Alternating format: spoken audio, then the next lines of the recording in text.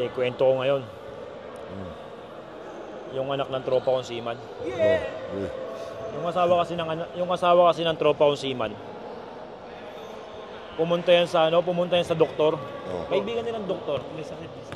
Hindi naman sakit. Mukha ko pala siguro kasi. Nagpakonsulta sa doktor, sabi ngayon ng doktor, anong may tutulong ko sa inyo? Sabi nung nanay. Dok, baka hingi sana akong gamot. Gamot? Gamot. Kasi yung anak ko, Sakit.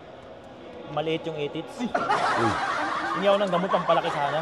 Kasi maliit daw yung itits ng anak eh. Baka meron kayong mabibigay na gamot. Sabing gano'n ng doktor. Kasi ito, pakainin mo ng hot cake. Oh, hot cake? Ito, hot cake. Pakainin mo ng hot cake lang. Sabi bata, pakainin mo ng hot cake. Oo, may ano lang, hot cake lang daw. Di, sinunod nung nanay ngayon.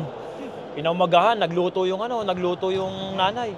Naamoy yung anak ko, bango, nagluto yung nanay niya ng hot cake, naamoy. Lumabas kaagad yung bata. Kita yung hot cake, 10 piraso. Dami din. Kumain yung bata. Nakita nung nanay ngayon. Sabi nung nanay, Anak, 3 lang sa'yo dyan. Yung 7 sa tatay mo. Jericho, CJ.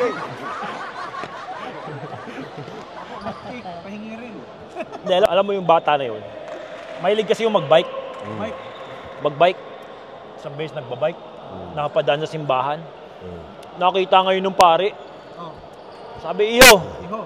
umasok ka dito at magdasal ka kaysa nagbabike ka dyan. Eh, Father, isang ko iiwan yung bike ko. Iiwan mo na dyan sa labas, di yan mawawala. Babantayan niya ng Espiritu Santo.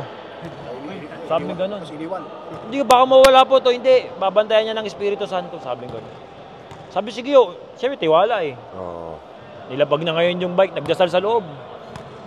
Pagkatapos magdasal ng bata, naririnig ng pare, napansin pa, sabi ng bata, sa ngalan ng Ama, Anak, Amen. Ama, Anak, Amen lang. Napansin ng pare. Ano sabi mo? Sa ngalan ng Ama, Anak, Amen.